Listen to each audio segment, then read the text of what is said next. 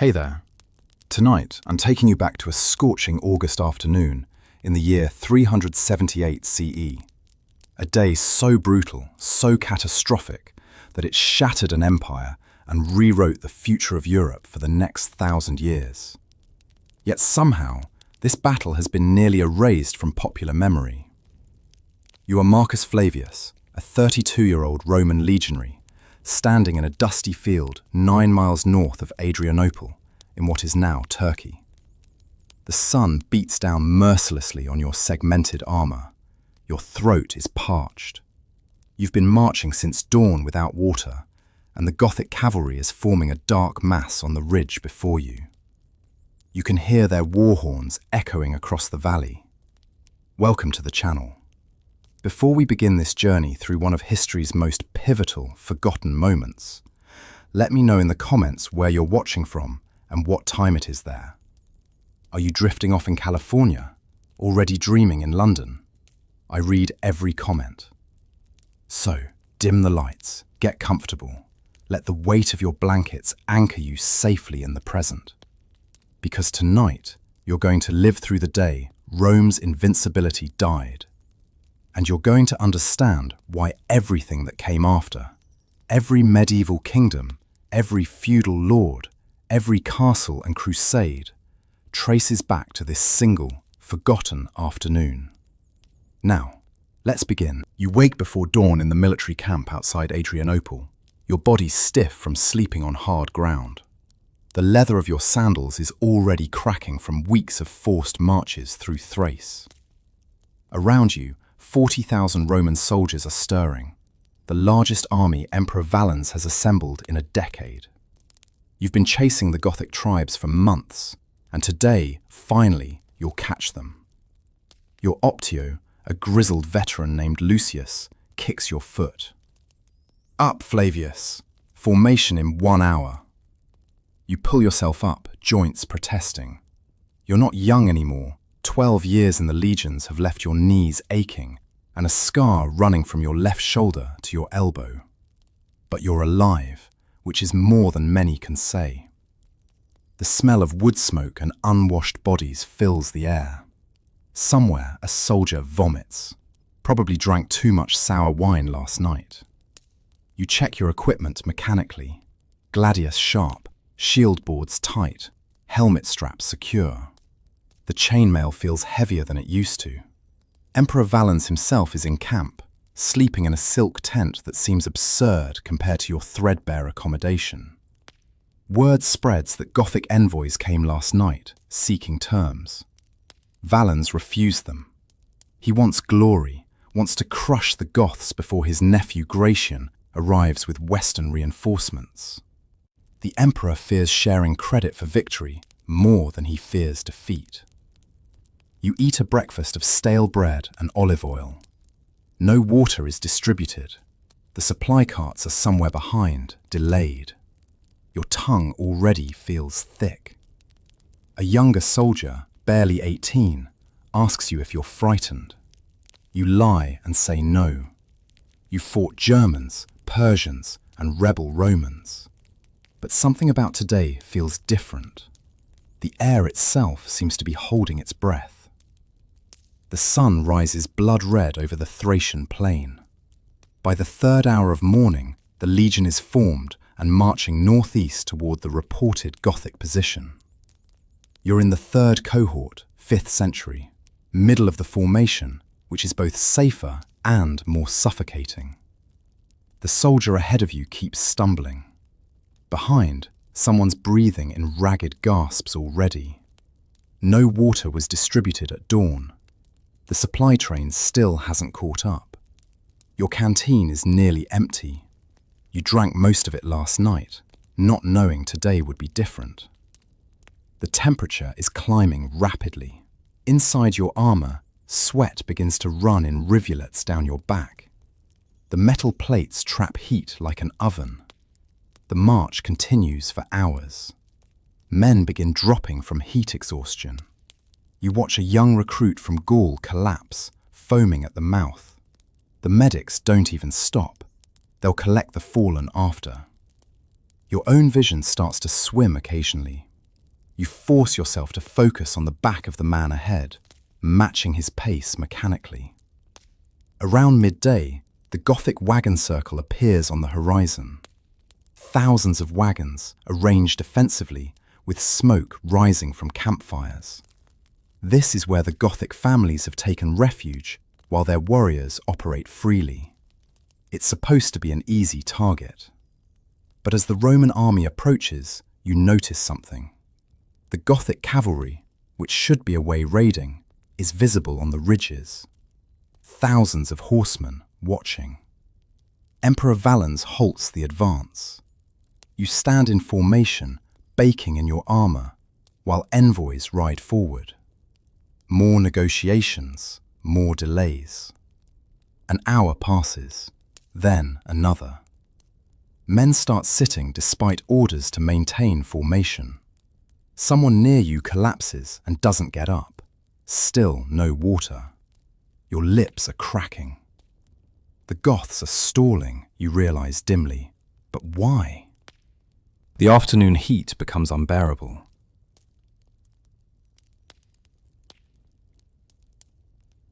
You've been standing in formation for 3 hours now without water. Around you, men are weaving on their feet. The soldier to your left suddenly vomits and collapses. You don't even look down. You're focused on staying conscious yourself. The edges of your vision keep darkening. Then the Goths set fire to the dry grass upwind of the Roman position. Smoke billows across the field, adding to the misery. Your eyes water. Your throat, already parched, begins to burn from the smoke. This is deliberate torture. The Goths are weakening you before the real fighting begins. And it's working. Emperor Valens finally gives the order to attack. You hear the command ripple through the ranks, but your legs don't want to move. Somehow, you force yourself forward. The legion advances in formation toward the wagon circle. The Goths behind their fortification shoot arrows. Most fall short, but a few find targets. A man 3 rows ahead takes an arrow in the throat and goes down spraying blood.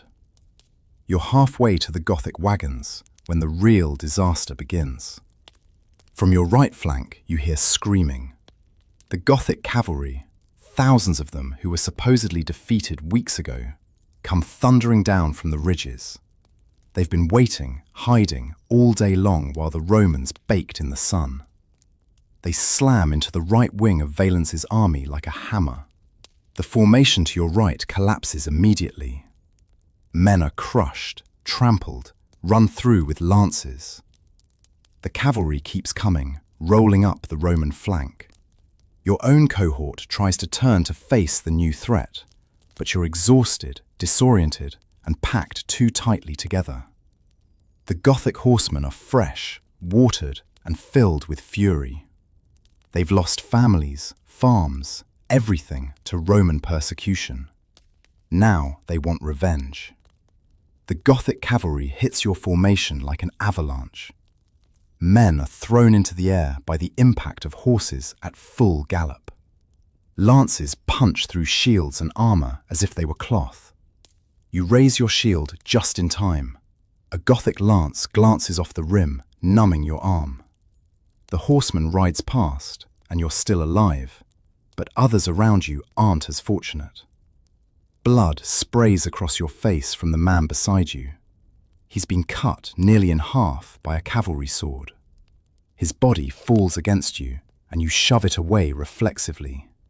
There's no time for horror.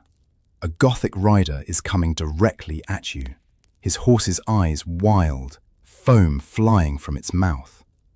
You drop low, letting the lance pass overhead, and thrust upward with your gladius. You feel the blade sink into the horse's belly. The animal screams and crashes down, throwing its rider. But killing one doesn't matter. There are hundreds more.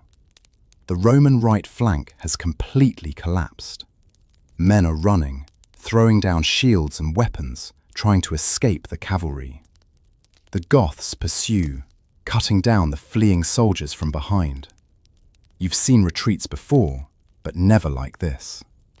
This isn't a withdrawal, it's wholesale slaughter. Your cohort is now exposed. The Gothic cavalry wheels around for another charge. Your Optio, Lucius, is shouting for the men to lock shields and form square, but nobody's listening anymore. Panic has taken hold.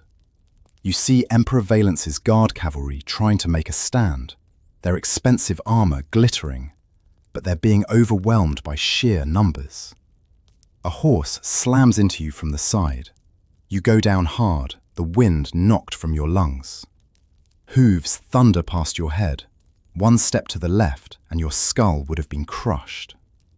You scramble to your feet, but your shield is gone, lost in the fall. You're on your feet but disarmed except for your gladius. Around you the battle has descended into chaos. The tight Roman formations that have conquered the world for centuries have dissolved into a panicked mob.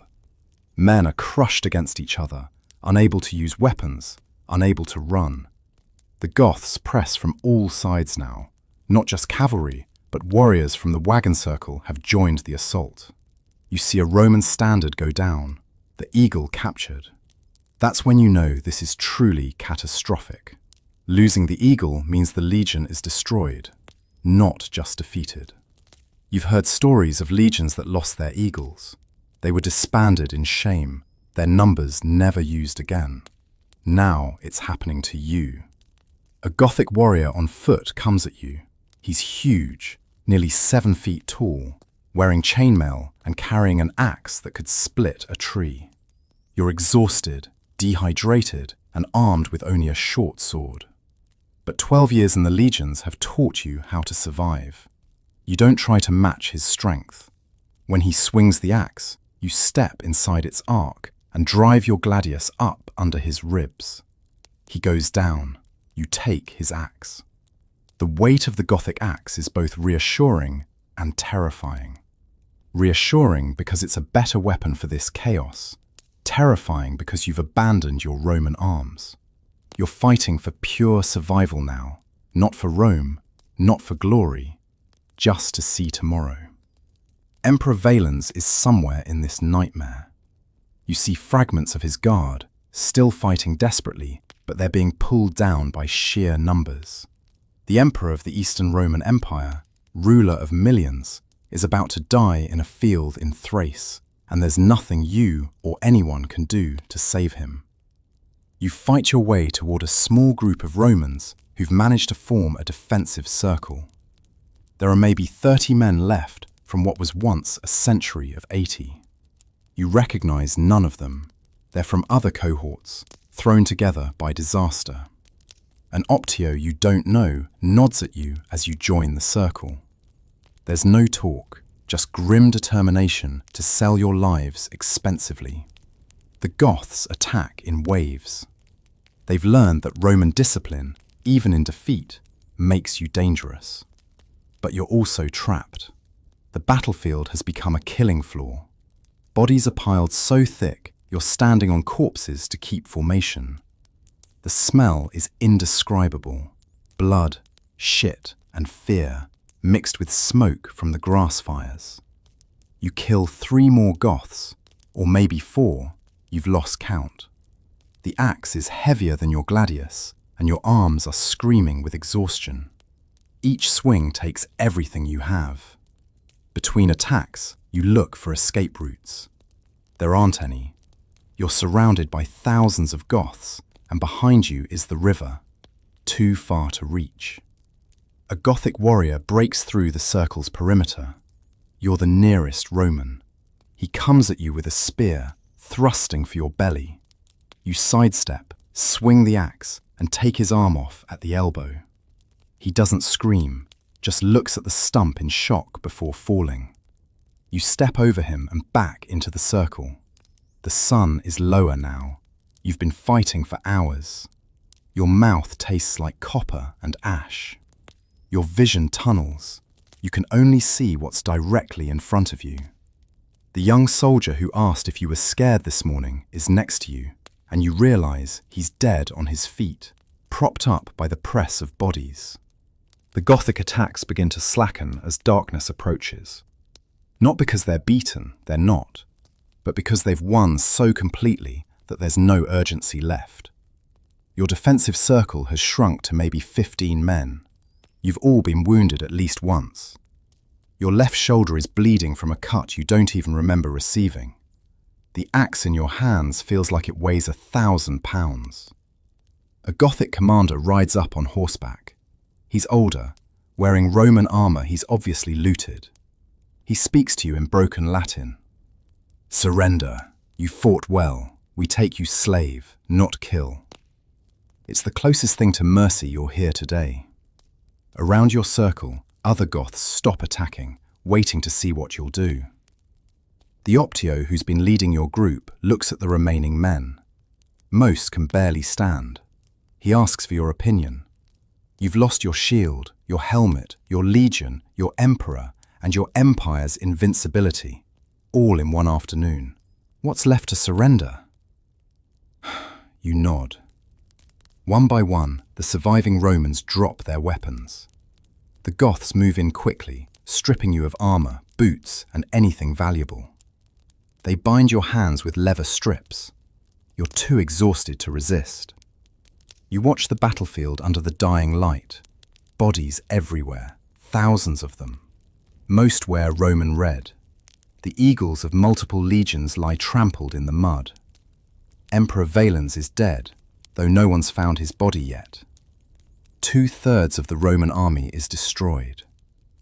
A Gothic woman spits on you as you're led past the wagon circle. You don't react. You're beyond caring. You're marched northeast with the other prisoners, maybe 300 men from an army of 40,000. Behind you, the Goths begin celebrating. Ahead, the road to slavery stretches into darkness. The march continues through the night. You're herded like cattle, barefoot on rocky ground, hands bound, no water since that single drink hours ago. Men collapse and are dragged to their feet by Gothic guards. If they can't walk, they're killed with a casual efficiency that's somehow more terrifying than the battle itself. You keep moving through sheer survival instinct. By dawn, you've reached a Gothic settlement, a temporary camp of wagons and tents. The place is overrun with refugees, women, children, elderly, all the people Rome has spent years persecuting. They fled across the Danube seeking asylum, and Rome starved them, cheated them, enslaved them.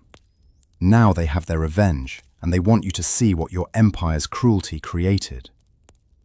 You're thrown into a makeshift pen with the other prisoners.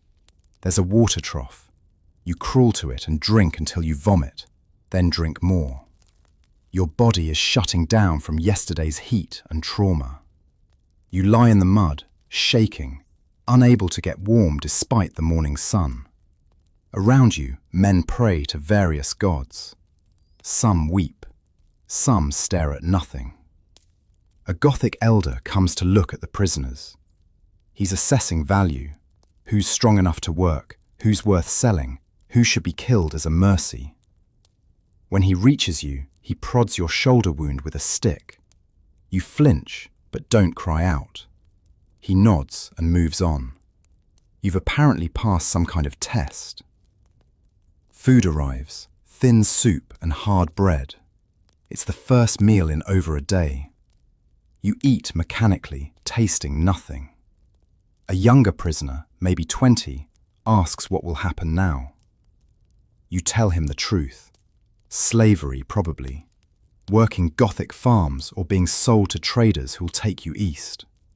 Rome won't ransom common soldiers.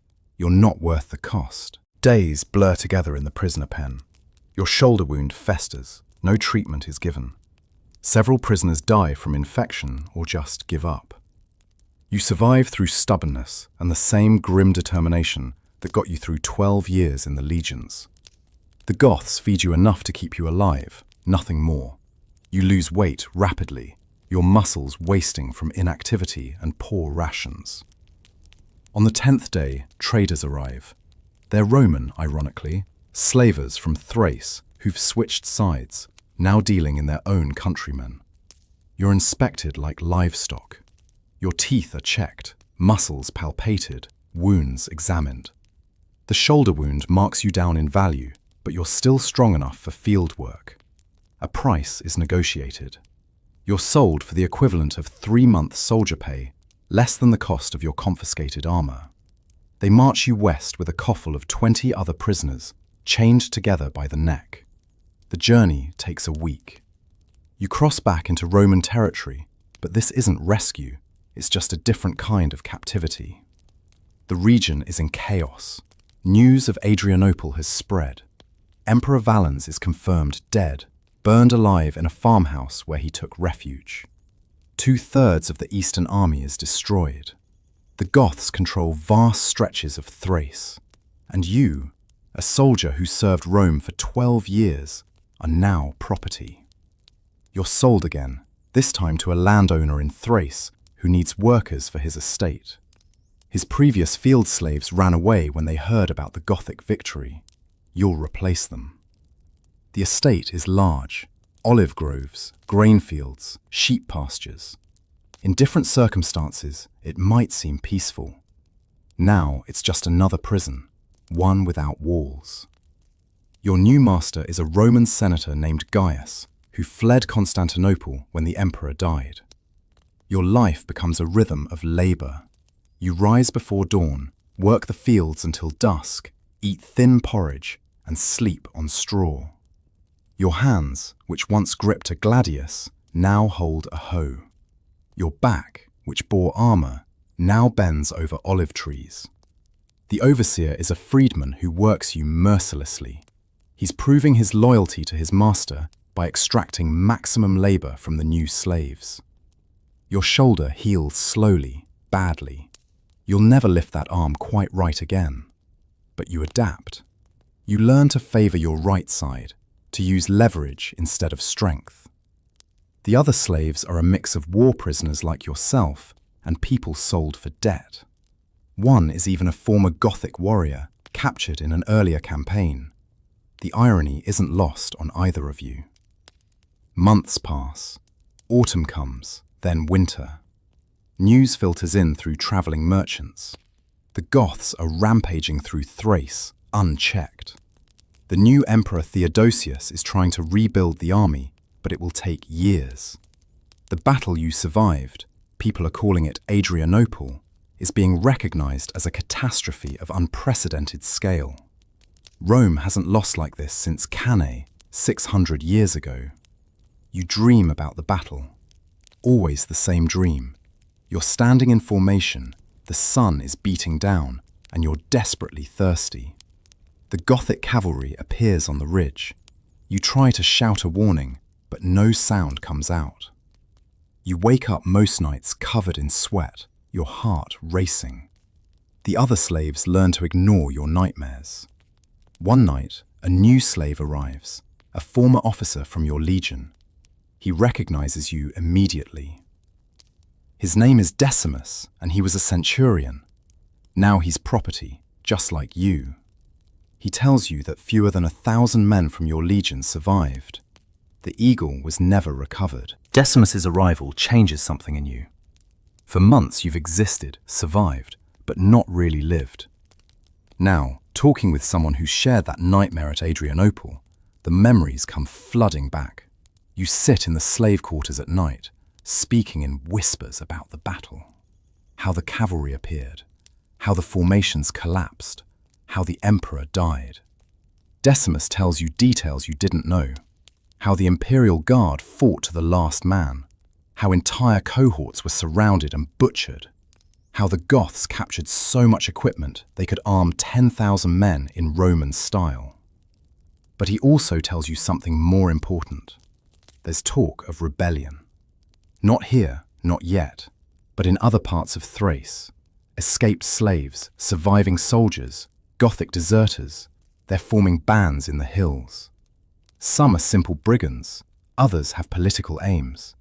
A few even talk about overthrowing the local Roman authorities, who've been so corrupt and incompetent.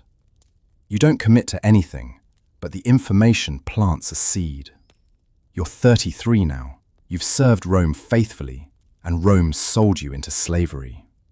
Your emperor led you into a massacre through incompetence and pride. Your commanders abandoned the survivors. You owe the empire nothing.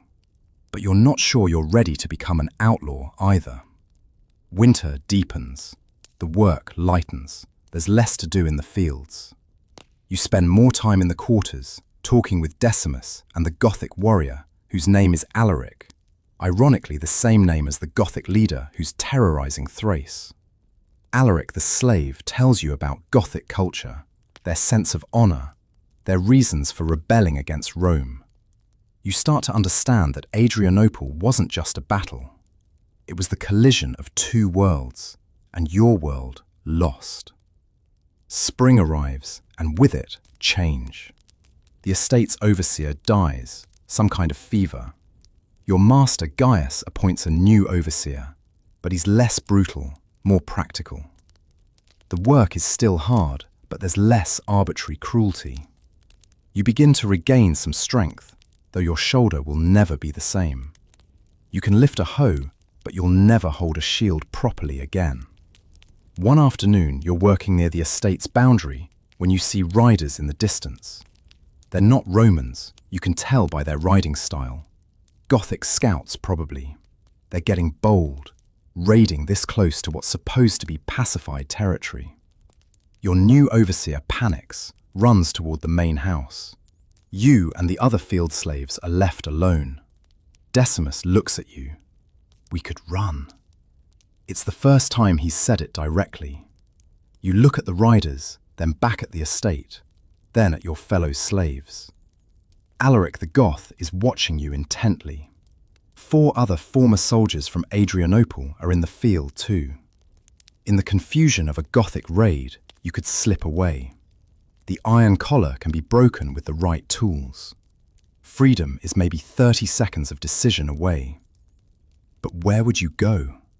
You're deep in Thrace, surrounded by Goths to the north and corrupt Roman officials to the south. You have no weapons, no supplies, no plan. And you're not 20 anymore. You're a scarred, damaged veteran who can barely lift one arm. The hills are full of brigands who'd kill you for your shoes, except you don't have shoes. You shake your head at Decimus. Not yet, not like this. He looks disappointed, but nods.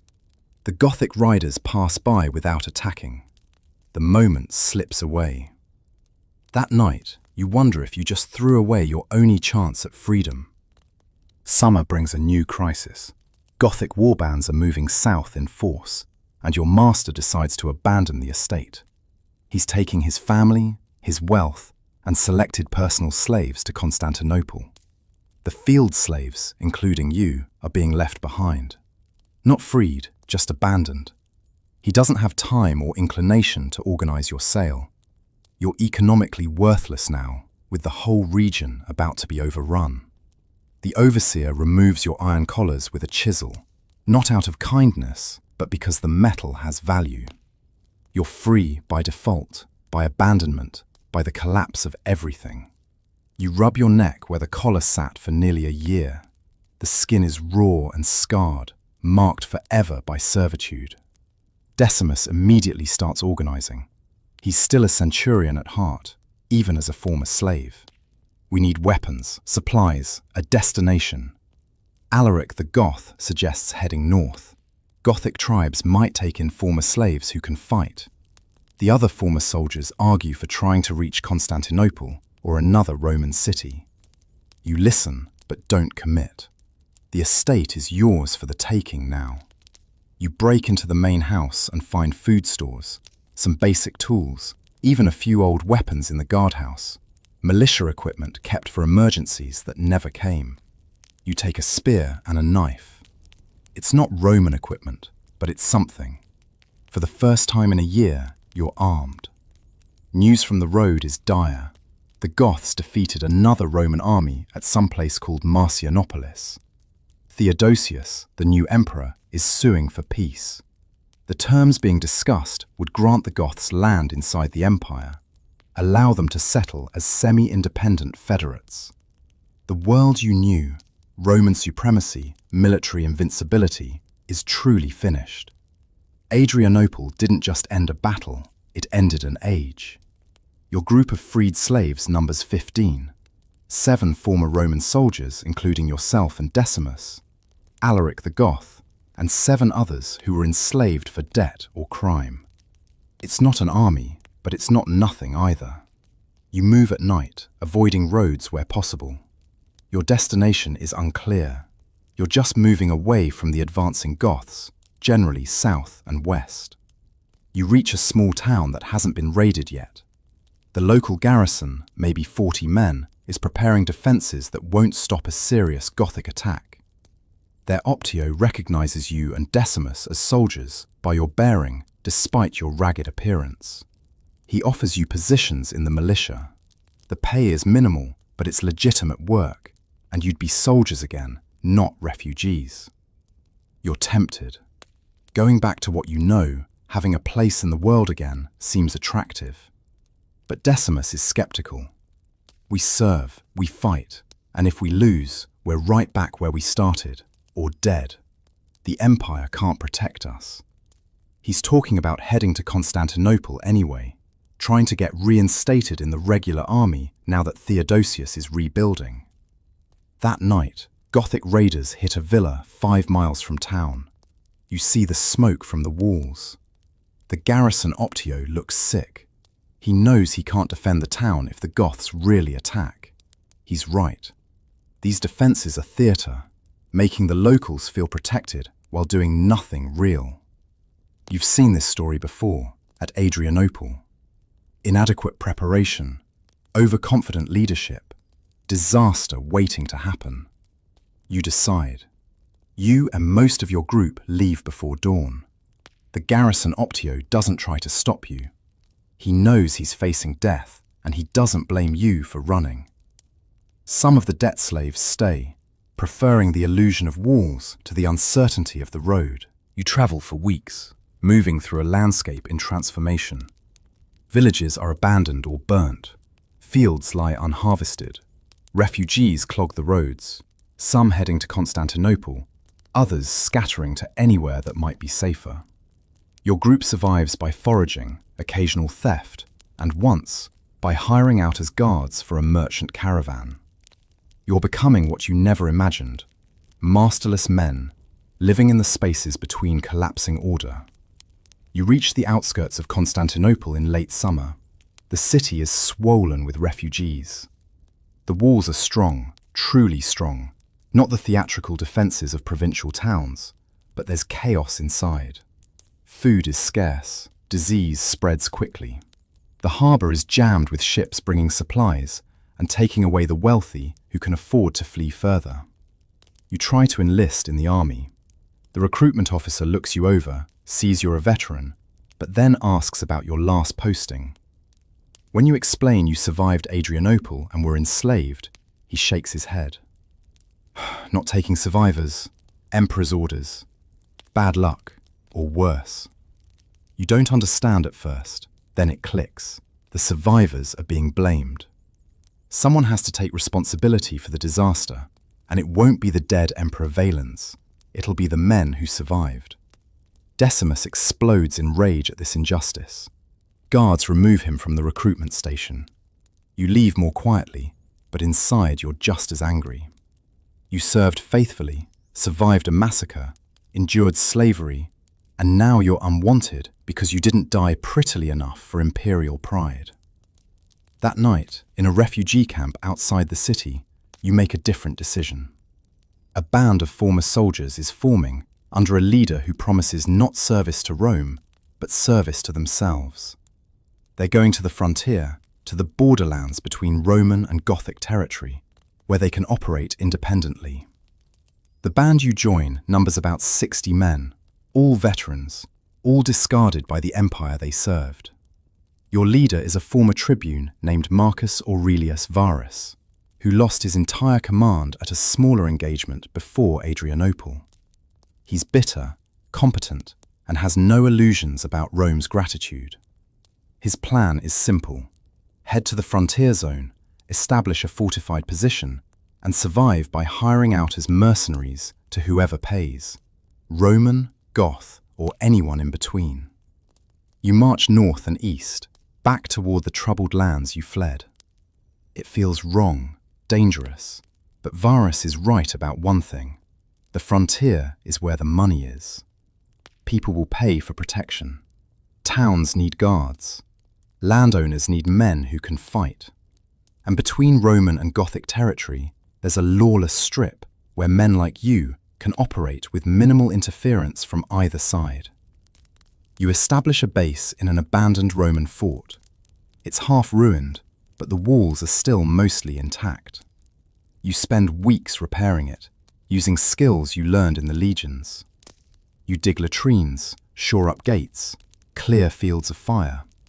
It's almost like being a soldier again, except you're working for yourselves, not Rome.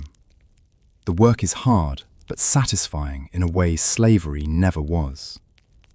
Your first paying job is escorting a merchant through Gothic-held territory. The merchant is Greek, trading in slaves and luxury goods. You hate him. He's profiting from the misery of people like you were. But his silver is good. You take the job. The escort is uneventful. The Goths you encounter recognize Alaric and let you pass. The merchant pays, and your band has its first success. Word spreads. More jobs come. You're mercenaries now. Soldiers of fortune in a world where fortunes are measured in survival more than wealth. Winter comes and work slows. The frontier freezes and movement becomes difficult. Your band is down to 50 men. Some left, some died in skirmishes. You're established now, known in the region as reliable fighters who don't ask questions or choose sides based on politics. Romans hire you. Goths hire you.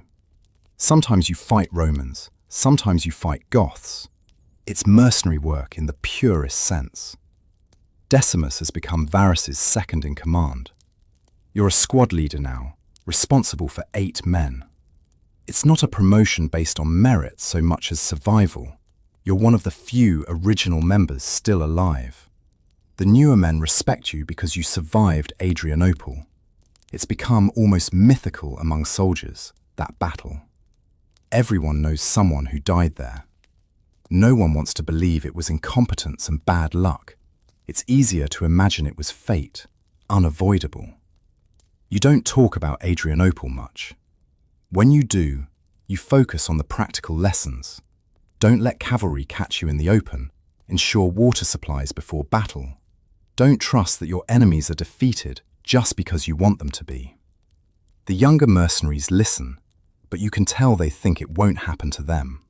They're wrong, but you were young and certain once too.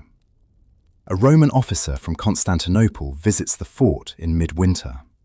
He's recruiting for Emperor Theodosius's new army. Better pay than you're making, more security, a chance to be legitimate soldiers again. He's specifically interested in Adrianople survivors. Apparently the emperor's policy of excluding them has been quietly reversed. Too many good men were being wasted. Varus refuses for the whole band, but makes it clear individuals can choose. You're torn. You're 34 now. How many more winters can you survive doing this? But going back to the legions means returning to the system that sold you into slavery. Spring arrives, and with it, a major Roman offensive. Emperor Theodosius has rebuilt enough of the army to take the field. His strategy is different from Valens's.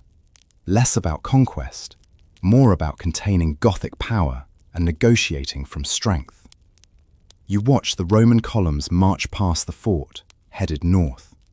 They're better prepared than the army at Adrianople, better supplied, more cautious, with Gothic auxiliaries integrated into the forces.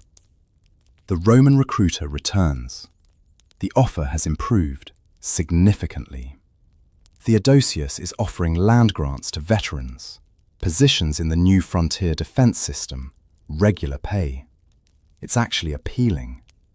You're tired of the mercenary life. You want something stable, even if it means swearing to Rome again. You take the offer. So do 12 others from your band. Varus is angry. He sees it as betrayal, but lets you go. You leave the fort in early spring, heading to a staging area near Thessalonica. You're assigned to a numerus, a new star unit that mixes Romans and Gothic federates. Your century includes former imperial soldiers like yourself, Gothic warriors who've sworn to Rome, and fresh recruits who've never seen battle. Training begins. It's familiar but different.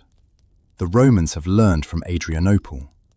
There's more emphasis on defense against cavalry, more flexibility in formations, more integration of different fighting styles. You're older than most, but your experience makes you valuable. You're promoted to Tesserarius, a junior officer position. It's not much, but it's official, and it comes with better pay. The campaign begins in summer. You march north into Gothic-held territory. This time there's adequate water, supply trains that keep up, and commanders who actually scout ahead. You participate in several small engagements. The Goths avoid major battles. They've learned too. Both sides are feeling out new boundaries, new rules for how this changed world will work. The campaign continues through summer and into autumn. You fight a dozen small actions, ambushes, skirmishes, one serious battle where your numerus holds the line while cavalry maneuvers. The new Roman army works. It's not the old invincible legions, that's gone forever, but it's effective. Theodosius has accepted reality. Rome can't defeat the Goths militarily, so Rome will absorb them, integrate them, use them. You see the policy in action. Gothic warriors who fought at Adrianople now fight under Roman standards. They're paid, given land, allowed to keep their chiefs and customs. It's not the Rome you grew up serving, but maybe that Rome was already dying at Adrianople. This is something new, something hybrid. In late autumn, peace is declared. Actually, it's called a treaty, but it's effectively peace. The Goths are granted massive territories in Thrace and Moesia as federates, autonomous but allied to Rome.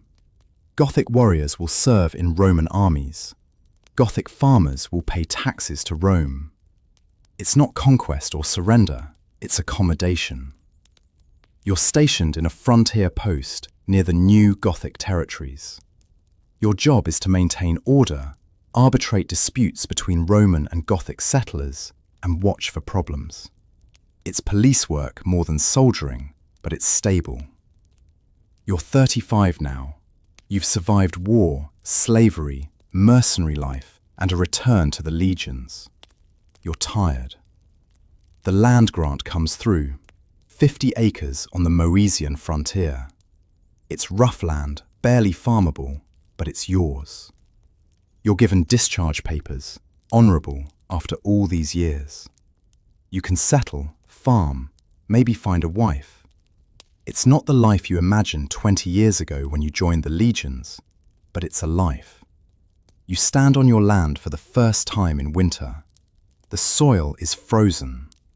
The nearest neighbours are a Gothic family who are at Adrianople too, on the other side. You spend winter building a rough shelter on your land, more a shed than a house, but it keeps out the worst weather. Your neighbours, the Gothic family, help in exchange for labour you'll owe them in spring. The father's name is Fritigern, not the famous Gothic leader, just a common name among his people. He was a warrior at Adrianople.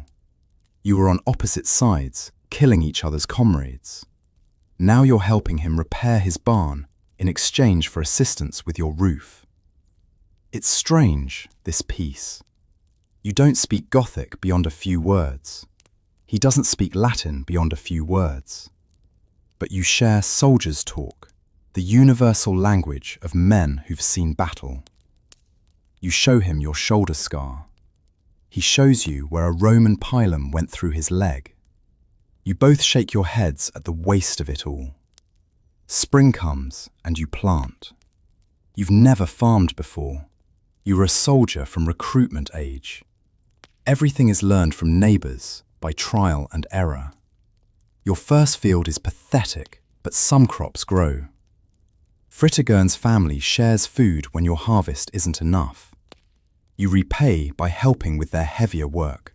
Your old soldier's strength is useful, even if your farming knowledge isn't. A travelling merchant brings news. Emperor Theodosius has consolidated power. The Gothic federates are integrating well.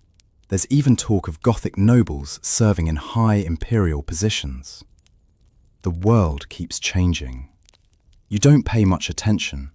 Politics feels distant from your daily struggle to make land yield food. You're 36 in summer when a woman arrives at your property. She's a widow, Roman, displaced by the wars. She's looking for work, for a place to stay. You're looking for someone who knows farming, and preferably how to cook something other than campaign rations.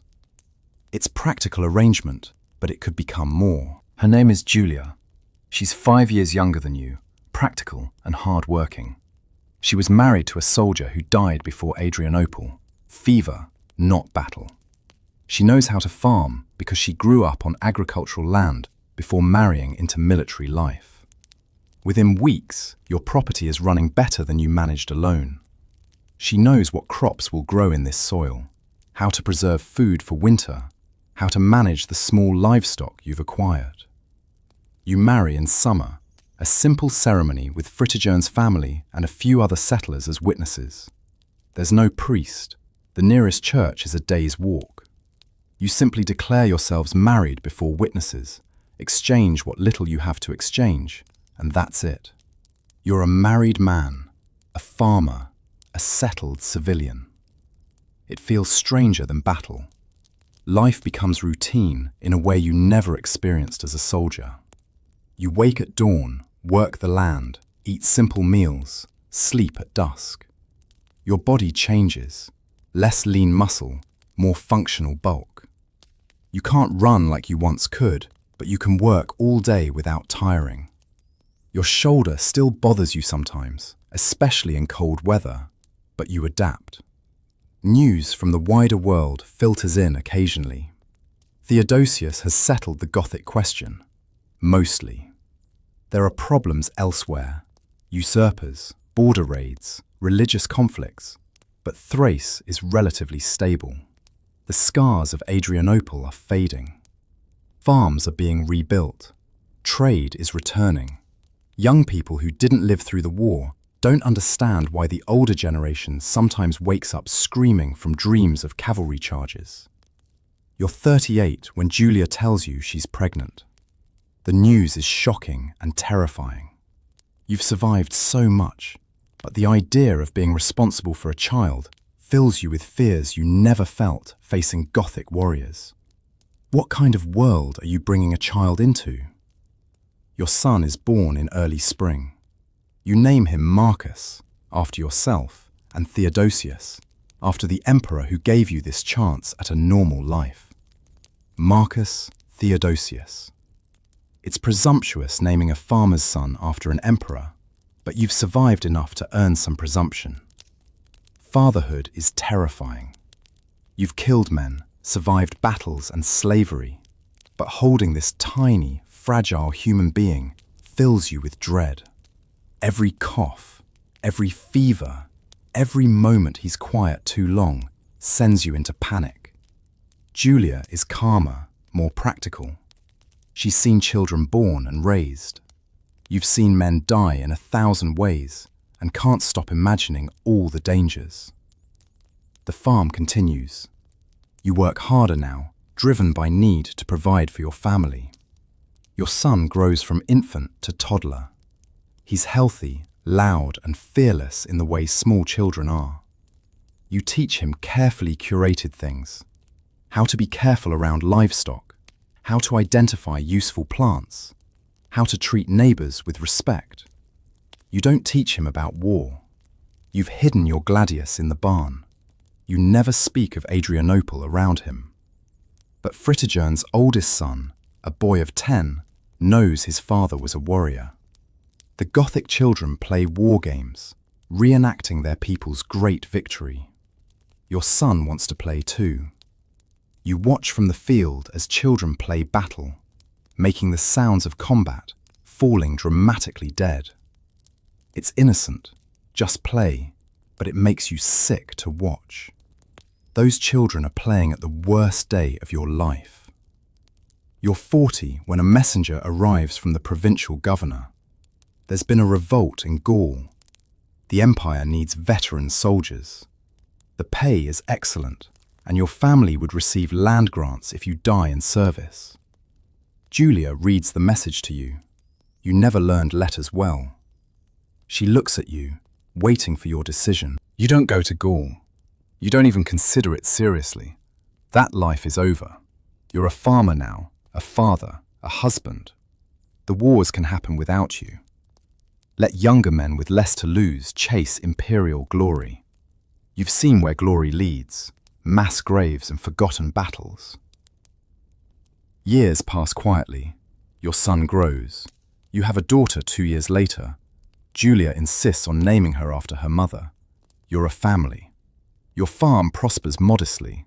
You're not wealthy, but you eat regularly, and that's more than many can say. The frontier remains mostly peaceful.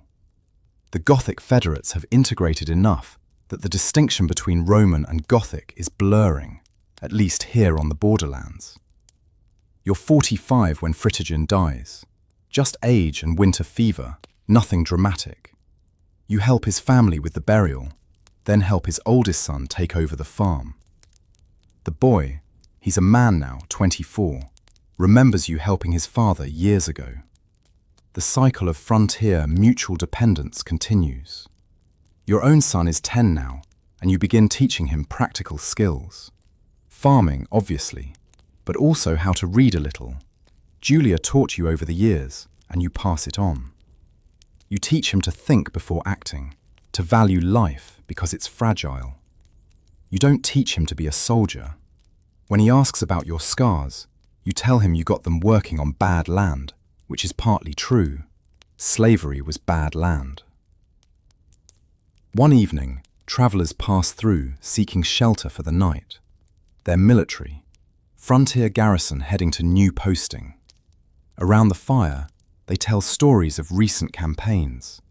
It's all unfamiliar to you. New enemies, new provinces, new problems. The empire keeps fighting, keeps struggling, but the battles have moved elsewhere. Thrace, scarred by Adrianople, has become a backwater. That suits you fine. You're 50 when the next crisis arrives. The Gothic federates, integrated for years, rebel again. Different leaders, different grievances, but the pattern repeats. The provincial governor sends levies. Every settlement must provide men and supplies. Your son is 15 now, of age to be conscripted. You won't allow it. You travel to the provincial capital, something you've never done. The city is small, dirty, and full of desperate officials trying to raise an army they can't afford or command. You find the recruitment officer and offer a deal. You'll pay gold, your life's savings, to exempt your son from the levy. The officer barely hesitates before accepting. Corruption is the only thing working efficiently in the empire these days. You return home poorer but relieved. Your son doesn't understand why you did it. He's 15, full of pride and courage and stupidity. He wants to prove himself, wants adventure. You tell him the truth, finally.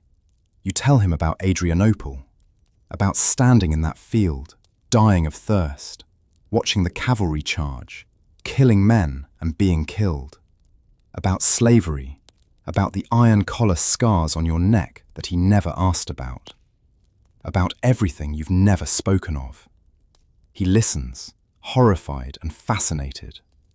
When you finish, he asks if you were brave. You tell him you were terrified, always, and bravery is just terror that you survive. You tell him the army isn't about glory. It's about dying for men who'll sell you into slavery if you're inconvenient. You tell him the best revenge against all of it is to live, to farm, to raise a family, to be boring and peaceful and alive. He's quiet for days after, processing. Then he comes to you in the field and says he understands, that he'll stay and farm. You embrace him, and something inside you finally releases. A tension you've carried for 30 years. The rebellion is crushed, though you don't see any of it. The provincial garrison handles it locally. Life continues. Your daughter marries at 16. A young man from a neighbouring farm, half Gothic, half Roman. The new generation that doesn't care much about the distinctions that once meant everything. Your son helps you work the land. Your back hurts most mornings now, and your hands are stiff until midday. Age is catching up. You're 55 when you attend a veterans gathering in the nearest town.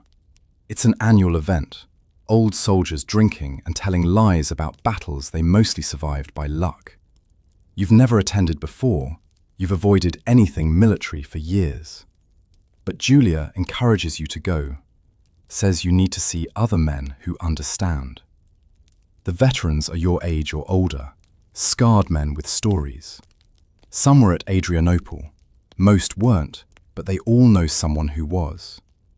You find yourself telling the story properly for the first time in decades. The thirst, the heat, the cavalry, the collapse, the slavery. They listen in silence, and when you finish, an old man, he must be 70, says simply, "You survived. That's enough." It is enough. You realize Julia was right to send you. These men understand something your family, bless them, can't. They understand that survival itself is victory, that going home and farming is braver than chasing more battles. You're not a coward for walking away. You're a survivor, and survival is its own form of courage. You return home lighter somehow. The nightmares that still occasionally wake you seem less oppressive. You've spoken the memories aloud to men who understand, and they haven't disappeared, but they've become manageable. You're 55 years old. You survived Adrianople. You survived slavery. You've built a life. That's enough. You're 60 when Julia dies. It's sudden, fever that comes in the night and takes her before dawn. You're devastated in a way battle never prepared you for. You've seen men die violently, quickly, but this quiet, domestic death is somehow worse. She's been your anchor for 20 years, the reason the farm worked, the reason you became someone other than a broken soldier. Your son and daughter help you through the grief. Your son runs the farm now. You work when you can, but your body is failing in small ways. Your hands shake. Your back won't straighten some mornings. You can't see well enough to work by firelight. You're becoming an old man, and it's happening faster than you expected. You spend more time sitting outside the house, watching the land you've worked for decades. Your grandchildren, 3 now from your daughter's marriage, play in the yard. They've never known war. They grow up on a peaceful frontier where Roman and Goth are just descriptions, not enemies. They think your stories about cavalry charges and iron collars are fantasy, like myths of gods and heroes. That's good. Let them think war is myth. You're 62 when you hear Emperor Theodosius has died. The news filters slowly to the frontier. He's succeeded by his sons, who'll divide the empire. You remember Theodosius as the man who gave you discharge papers and land, who rebuilt the army after Adrianople, who made peace with the Goths. He was a better emperor than Valens. That's not saying much, but it's something. A travelling merchant asks if you'll sell your farm. He's brokering land for a wealthy buyer from Constantinople. You refuse without considering. This land is your life's work, bought with survival and pain. Your son will have it after you, and his children after him. You're 65 when you realise you're forgetting things. Not everything. You remember Adrianople with perfect clarity, can still describe the Gothic cavalry's appearance in detail. But you forget what day it is, forget conversations from hours ago, sometimes forget which of the children playing is your grandchild and which is a neighbour's. Your son notices.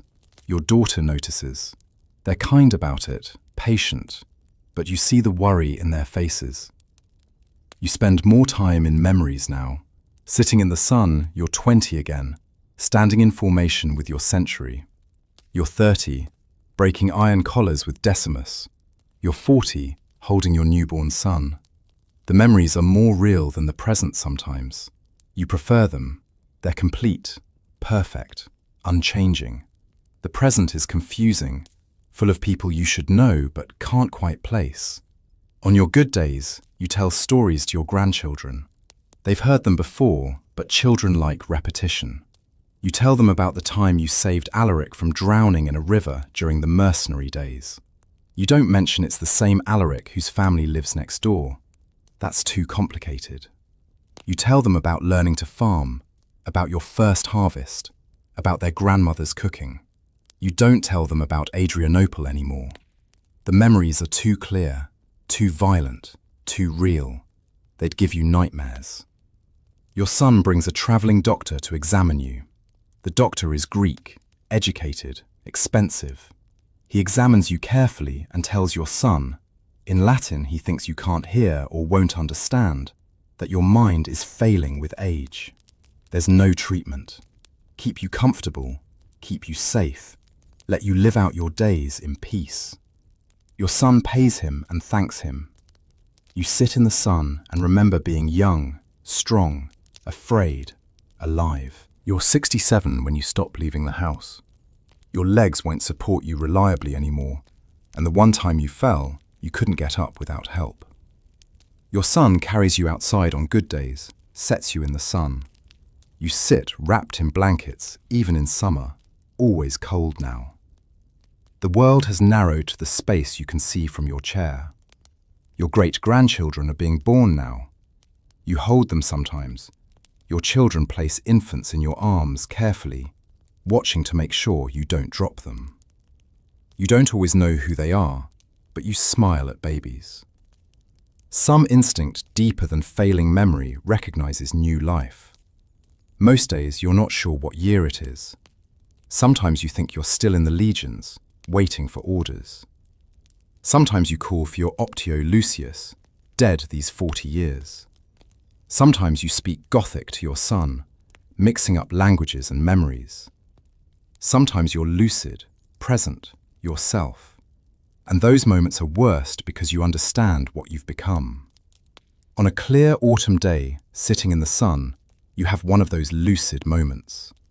You look at your farm, the solid house your son maintains, the productive fields, the children playing safely. You realize with sudden clarity that this is what you survived for. Not glory, not Rome. This. Family, peace, boring continuity. You survived Adrianople so that your great-grandchildren could play in a yard and never know what cavalry charges sound like. You try to tell your son this, but the words come out wrong, jumbled. He nods anyway, pretending to understand. But you think maybe he does understand, somewhere. He chose the farm too. He chose peace. The lesson took, even if you can't articulate it anymore. That night you sleep deeply, dreamlessly, for the first time in decades. You're 68 when winter comes. You're bedridden now, too weak to sit up without help. Your son has moved your bed near the hearth, so you're always warm. Your daughter visits daily. Your grandchildren peek in sometimes, frightened by how you look. Your great-grandchildren don't visit. They're too young to understand, and the sight of you might frighten them. You drift between sleep and waking, between present and past. You're in the field at Adrianople, but the sun isn't hot anymore. It's warm, gentle. The Gothic cavalry approaches, but you're not afraid. You're standing in the slave pen, but the iron collar is light as air. You're holding Julia, young again, and she's smiling. Time has no meaning. All your life is happening at once. Your son sits with you for hours. He holds your hand and talks about the farm, about his children, about harvests and neighbours. You don't understand the words, but his voice is comforting. Sometimes you grip his hand with surprising strength. Sometimes you call him by other names, your fathers, your Optios, Decimuses. He answers to all of them. A priest comes. You don't remember requesting one, but your family has. He performs last rites, speaks Latin prayers over you. You recognize some words, old prayers from the legions, asking Mars to accept a soldier's spirit.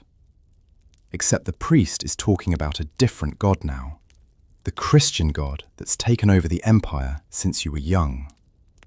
You don't mind. Gods are gods. You've survived too much to worry about theology. You're dreaming, or maybe dying, the distinction is unclear when you see them. Your century standing in formation. Lucius the Optio. The young soldier who asked if you were frightened. The men who died at Adrianople. They're whole, young, smiling. They're waiting for you. Marcus Flavius dies in the early hours of morning, with his son holding his hand.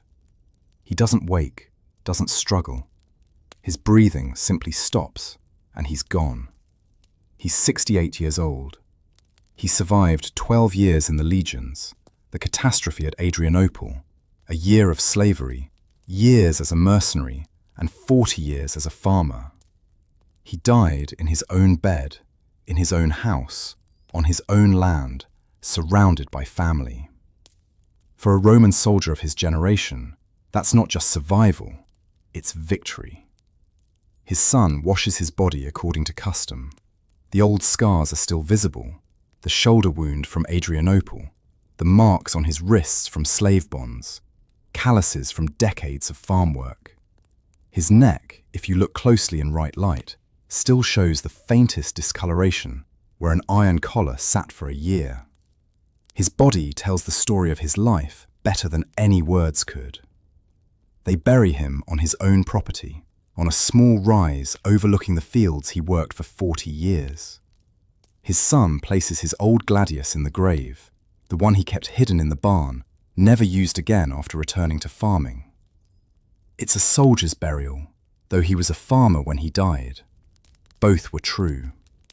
The funeral is simple. Family, neighbours, Roman and Gothic mix now, the old distinctions fading.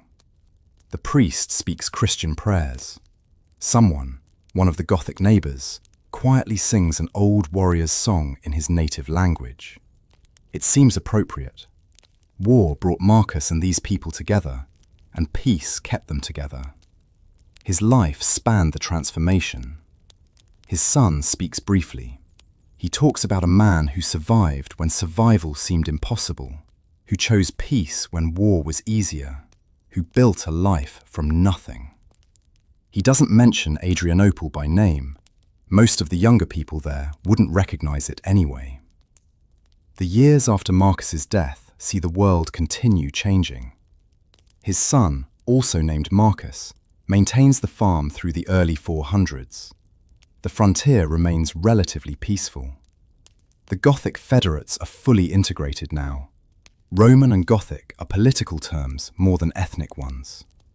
The children who play in the valleys speak a mixture of Latin and Gothic, creating something new. In 410, news arrives that stuns everyone. Rome itself has been sacked. Gothic warriors under Alaric, a different Alaric, the leader, have taken the eternal city. The elderly people on the frontier, who remember when Rome seemed invincible, are shaken. But the younger generation shrugs. Rome is far away. The city fell, but life continues here. The crops still need planting. The livestock still need tending. Empire or no empire, the rhythms of agricultural life persist.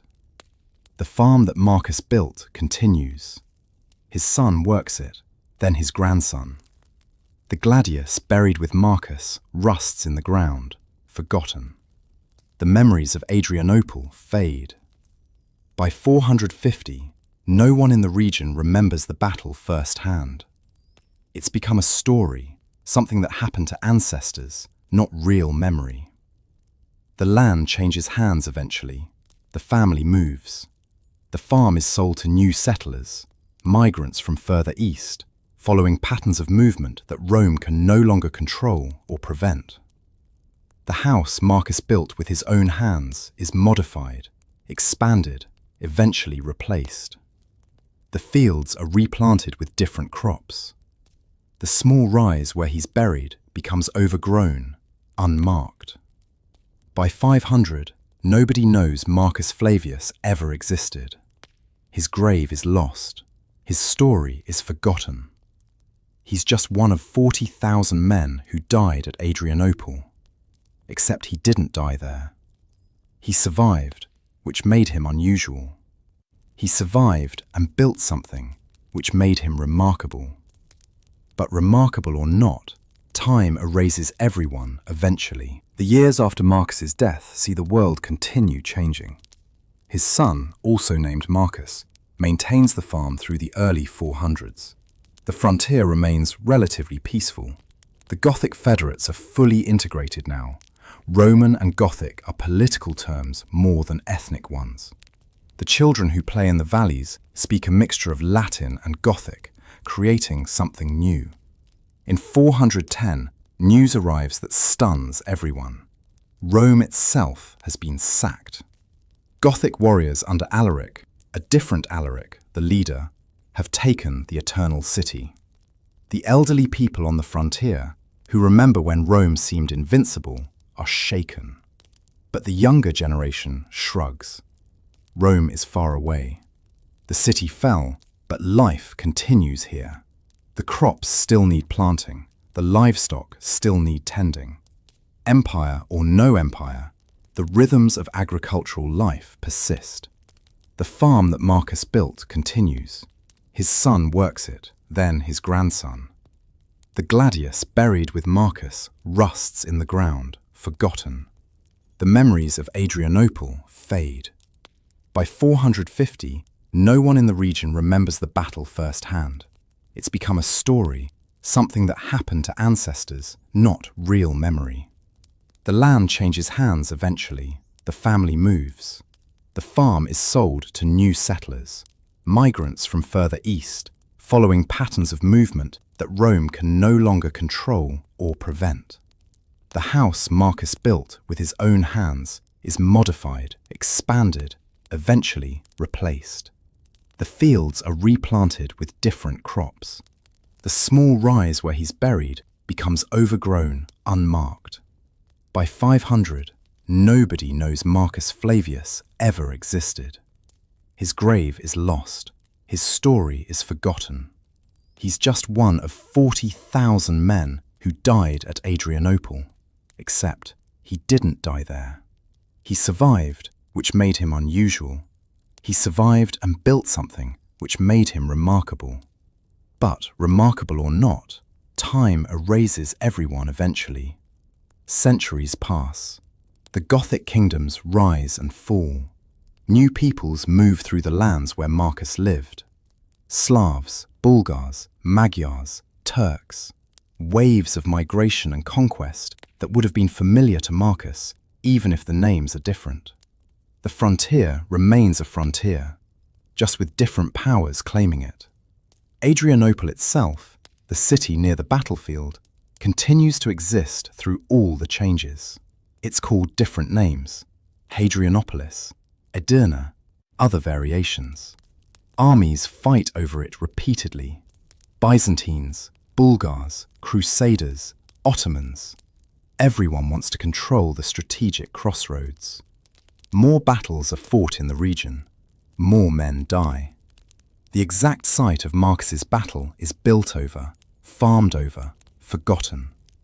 Occasionally, farmers ploughing fields turn up old metal, corroded armor pieces, weapon fragments, belt buckles. They don't know what they're finding.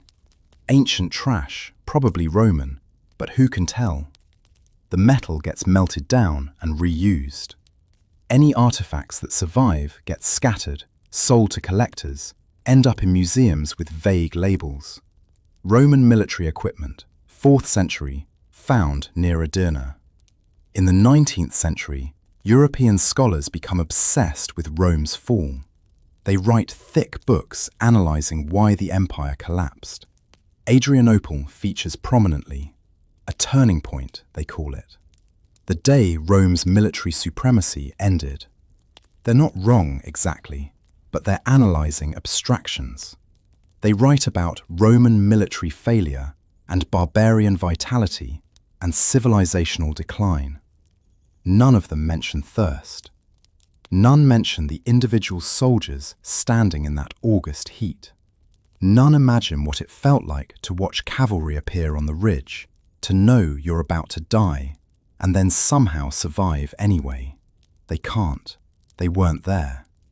Marcus was, but Marcus is gone. Lost to time like all the others who fought that day. In the modern era, Adrianople is studied in military academies. Future officers analyse the battle for lessons about command, logistics, intelligence failure. They study maps and troop dispositions, debate what Emperor Valens should have done differently. They learn important tactical principles. Don't engage without adequate reconnaissance, ensure supply lines. Don't underestimate enemy capabilities. They're not wrong. These are good lessons. But they're teaching about decision-making at the command level. None of them ask what Marcus would teach. How to survive when commanders fail. How to adapt when everything goes wrong. How to keep living after you've lost everything. How to build a life from disaster. Occasionally, archaeologists excavate near the battlefield site. They find mass graves, jumbled bones from hasty burials after the battle. 40,000 Romans died, and the dead were buried in pits. The archaeologists carefully excavate, document, study the remains. Some bodies show evidence of sword wounds. Some show signs of trampling. Most show signs of death by dehydration or heat stroke before the actual battle began. The archaeologists write papers about their findings. The papers are published in academic journals. Students read them for doctoral theses. The circle of knowledge slowly narrows, becoming more specialized, more disconnected from reality. Nobody reading these papers imagines thirst. Nobody imagines what 40,000 dying men sounded like. Nobody thinks about the survivors. Because history doesn't really care about survivors. It cares about the dramatic moment, the battle, the defeat, the fall of empire.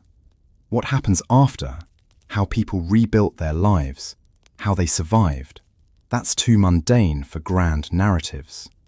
Marcus's story of survival and farming can't compete with the spectacular catastrophe of Adrianople itself. But his story was the more difficult one. Anyone can die in a battle. Surviving and building something afterward, that takes real courage. Today, on the site where Marcus Flavius fought and survived, there's a city, Edirne, Turkey, a place of over 150,000 people, with mosques and universities and coffee shops and traffic. People live their ordinary lives, completely unaware that beneath the streets lie the bones of one of history's most significant battles. They go to work, raise children, worry about bills and relationships and the future. Occasionally, construction crews digging foundations turn up ancient remains. Work stops briefly while archaeologists are called. They examine what's found, document it, take what's valuable for museums, and then construction continues. The past is literally built over, again and again. New life covering old death. If you know where to look, There's a small museum in Edirne with artifacts from the battle. A few corroded weapons, some belt buckles, fragments of armor, labels in Turkish and English explaining the historical significance. A handful of tourists visit each year, take photos, move on to the next site. The battle that decided Europe's fate for 1,000 years is now a minor tourist attraction between lunch and dinner. Marcus Flavius is completely forgotten. His name appears in no records. His story is lost. If you could somehow tell his story to the people of modern Edirne, they wouldn't understand its significance. A Roman soldier who survived a battle and became a farmer, that's not history, that's just a life. But maybe that's the point. The grand historical narratives, empires falling, civilizations clashing, are made up of countless individual lives like Marcus's. People who survived when they shouldn't have. People who adapted when everything changed. People who chose to live and build rather than give up or seek revenge. History happened to Marcus, but he didn't let that destroy him. He survived. He built. He became boring. That was his victory. And that's where we leave our story. Marcus Flavius survived the battle that historians say ended an empire. But he knew the truth. Empires end all the time. Lives are harder to end and harder still to rebuild. Tonight, as you drift off, think about this.